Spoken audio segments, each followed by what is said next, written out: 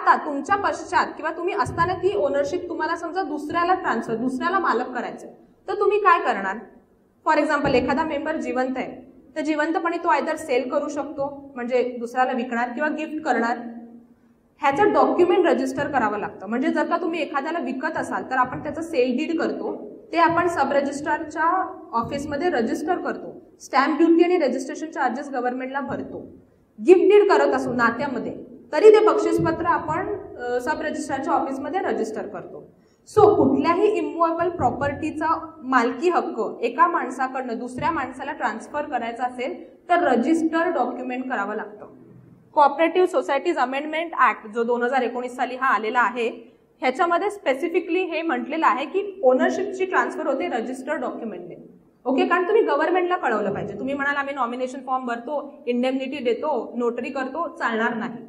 Okay, so सगळ्यात आधी तुम्ही काय करता तर रजिस्टर डॉक्युमेंट करून तुम्ही मालकी हक्क एका माणसाकडनं दुसऱ्या माणसाला ट्रान्सफर करता आणि मग त्याचं रिफ्लेक्शन होतं सोसायटीच्या मेंबरशिपमध्ये. मग आता जो नवीन ओनर झालेला आहे, मालक झालेला आहे, त्याने सोसायटीला ऍप्लिकेशन करायचं असतं की बाबा हे माझं डॉक्युमेंट आहे, त्याची कॉपी सोसायटीला सबमिट करायची असते की मी आता नवीन ओनर झालेलो आहे, आता मला तुम्ही मेंबर पण करा सोसायटीचा. आणि मग त्याच्यासाठी पूर्ण transfer set, membership application, form number 3, बऱ्याच त्याच्यामध्ये गोष्टी त्याच्याकडे मी येईन, ते सोसायटीला सबमिट करायचे असतात आणि सांगायचं असतं की मला तुम्ही आता मेंबर करा. सो ह्या दोन गोष्टी पहिले आपण क्लिअर ठेवूया की सगळ्यात आधी मेन गोष्ट काय की मालकी हक्क ट्रान्सफर होतो आणि त्याचं प्रतिबिंब म्हणून मेंबरशिप ट्रान्सफर होते सोसायटीमध्ये. आता सोसायटी काय ट्रान्सफर करते? तुम्ही सगळे आपल्याला शेअर सर्टिफिकेट बघा, 5 shares of so and so distinctive number ₹50 each असं ते लिहिलेलं असतं. सो ते शेअर्स आहेत ना, ते सोसायटी ट्रान्सफर करते. ते शेअर सर्टिफिकेट तुमच्या नावावर ट्रान्सफर करते. सोसायटी मालकी हक्क ट्रान्सफर करत नाही, सोसायटीला तो अधिकार नाही. सोसायटी ही प्रायव्हेट बॉडी आहे. मालकी हक्क ट्रान्सफर करण्यासाठी आपल्याकडे कायदा आहे, transfer of property act, registration act. त्याच्यामध्ये काय म्हणले? डॉक्युमेंट रजिस्टर करा, गव्हर्नमेंटला डिस्क्लोज करा, गव्हर्नमेंटला स्टॅम्प ड्युटी, रजिस्ट्रेशन चार्जेस भरा आणि मालकी हक्क ट्रान्सफर करून घ्या. वेळात सोसायटीला तुम्ही एक ट्रान्सफर सेट देता, मेंबरशिप ऍप्लिकेशन, आणि सोसायटी जे शेअर सर्टिफिकेट असते त्याची मेंबरशिप तुमच्या नावावर ट्रान्सफर करते. This is the difference between ownership आणि मेंबरशिप.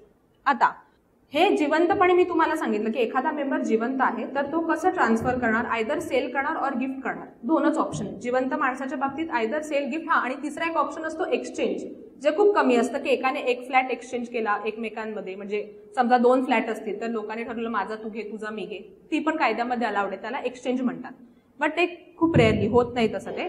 पण आयदर सेल होणार और गिफ्ट होणार और एक्सचेंज होणार. ह्या 3च गोष्टींनी 2 जिवंत माणसांमध्ये फ्लॅटचा मालकी हक्क ट्रान्सफर होणार.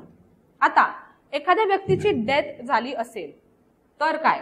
आणि कायद्याने पण त्याच्यामध्ये म्हटलेलं आहे की बाबा एखादा मेंबर आहे, त्याची डेथ झाली तर आता सोसायटीने काय करणं अपेक्षित आहे? तर सगळ्यात आधी सोसायटीने नॉमिनेशन बघायचं.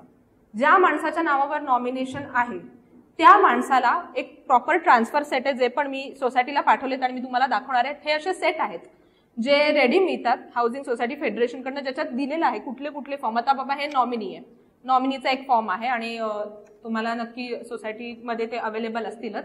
आता नॉमिनी आहे तर एखादा नॉमिनी, एखाद्या मेंबरची डेथ झाली, नॉमिनीला आता प्रोव्हिजनल मेंबर करायचंय, तर असा हा एक ट्रान्सफर फॉर्म आहे. त्याच्यामध्ये 5 फॉर्म्स आहेत.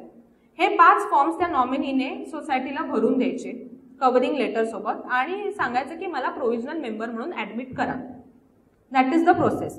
सो ते झालं. सगळ्यात आधी सोसायटीने जो कोणी नॉमिनी असेल त्याच्या नावावर करायचं. मग त्यावेळी सोसायटीने कोण वारस आहे, वारसपत्र आणा, ह्या सगळ्या भानगडीत पडायचं नाही. सुप्रीम कोर्टाने, बॉम्बे हायकोर्टाने क्लिअर कट डिसिजन्स दिलेले आहेत की सोसायटीचं काम आहे नॉमिनीच्या नावावर तात्पुरती मेंबरशिप, प्रोव्हिजनल मेंबर करून देणं. मग त्यावेळी नॉमिनीला सांगायचं नाही वारसांची एनओसी आणा वगैरे काही नाही. हे जे फॉर्म्स दिलेले आहेत ते तेवढे फॉर्म्स नॉमिनीने भरायचे, सोसायटीला द्यायचे, प्रोव्हिजनल मेंबरशिप नॉमिनीच्या नावावर होणार. म्हणजे काय होणार? शेअर सर्टिफिकेटवर नॉमिनीचं नाव ऍड होणार, त्याच्या पुढे ब्रॅकेटमध्ये प्रोव्हिजनल मेंबर असं लिहायचं. That is clear. आणि ते जे होणार ते कमिटी मीटिंगमध्ये होणार सगळ्यात आधी, आणि त्याला ऑफकोर्स एजीएम मध्ये पुन्हा रेटिफाय करून घ्यायचं, आणि दॅट इज प्रोव्हिजनल मेंबरशिप. कधीपर्यंत प्रोव्हिजनल मेंबरशिप? जोपर्यंत जे कोणी वारस आहेत ते प्रॉपर प्रोसेस सक्सेशनची जी आहे तिच्याकडे पण मी वळणार आहे की काय ती प्रोसेस आहे. ती प्रोसेस जोपर्यंत पूर्ण करत नाही तोपर्यंत हा आमचा प्रोव्हिजनल मेंबर. हे सोसायटीने त्याच्याबरोबर डील करायचं.